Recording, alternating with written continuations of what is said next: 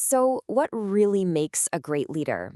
For the longest time, we thought it was just about being the smartest person in the room. But what if that's only one piece of a much bigger puzzle? Today, we're diving into the three core forces: the mind, the heart, and the gut that truly define what it means to lead in the modern world. For centuries, the answer to that question seemed pretty simple. It was all about intellect and authority.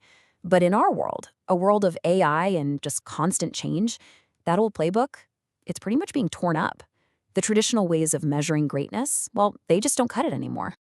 So let's just look at this evolution for a second. Leadership used to be defined by raw intellect, right? By authority, by technical skill. But now the whole focus is shifting. It's moving towards empathy, intuitive wisdom, and a really deep understanding of people. This right here, this is the new landscape we're all navigating. Okay, let's start with the traditional hallmark of leadership, the foundation everything else was once built on: pure, raw intelligence. In other words, IQ.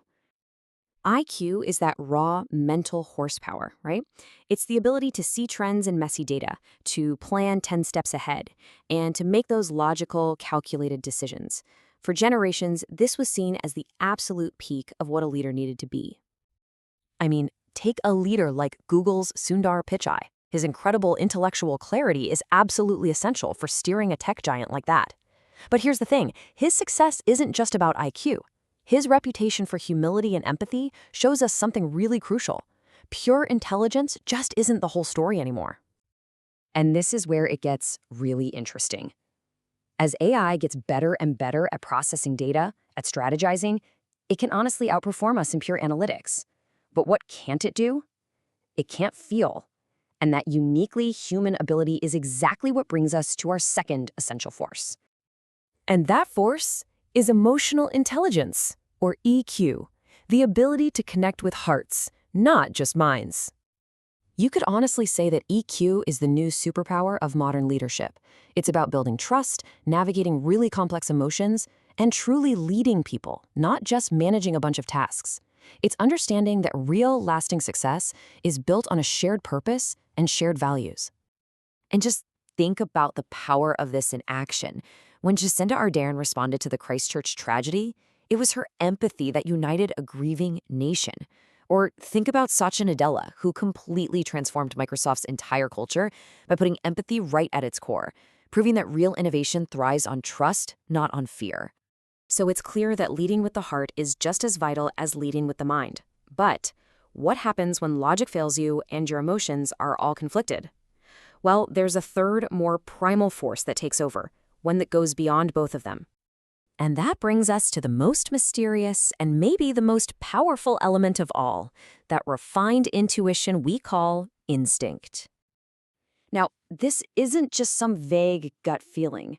True leadership instinct is forged from years and years of experience and a really deep self-awareness. It's that inner compass that guides a leader when the data runs out and logic just hits a brick wall. To really get a handle on this primal force, it actually helps to strip away all the complexity of the modern world and see it in its purest form, in the animal kingdom. Just think about the lion or the eagle. They don't operate on empathy or data analysis. They lead with this powerful, singular instinct. For the lion, its purpose is brutally simple: survive and dominate. It's that raw, unfiltered drive that we sometimes see echoed in some of the most visionary human leaders. And in our world, this instinct is what fuels visionary leadership. You see it in someone like Elon Musk, whose ventures often defy conventional logic, but seem guided by this uncanny instinct for technological timing. Or Indra Nooyi, who sensed the global shift to healthier products at PepsiCo way before the data ever made it obvious. So it becomes pretty clear that great leadership isn't about making a choice between your mind, your heart, or your gut. No. The real magic happens when you learn to harmonize all three. The most effective leaders, they learn how to flow between these three levels. They tap into their intellect for clarity. They use their empathy for connection, and they draw on that deep instinct for courage, especially when the stakes are at their highest. So think of it this way.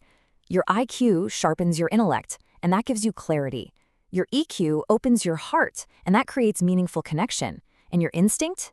It guides your soul, fueling courageous action. When all three of those converge, you move beyond just being a manager and into the realm of true inspiration. So why is this combination of skills so incredibly critical right now? Well, it's because we're entering the age of AI, a new frontier that is going to force us to completely redefine what it truly means to lead. There's a really powerful idea here. As machines get better and better at thinking, our most valuable contributions will come from feeling. Our ability to connect, to empathize, and to sense the right path forward, these are becoming our ultimate leadership assets. In the end, this isn't just some framework for CEOs. It's really a challenge to all of us. It's asking you to look inward and ask, are you leading with your head, your heart, or your gut? The true path isn't choosing just one, but mastering the harmony between all three. And that's not just the future of leadership. It's the future of being powerfully, fully human.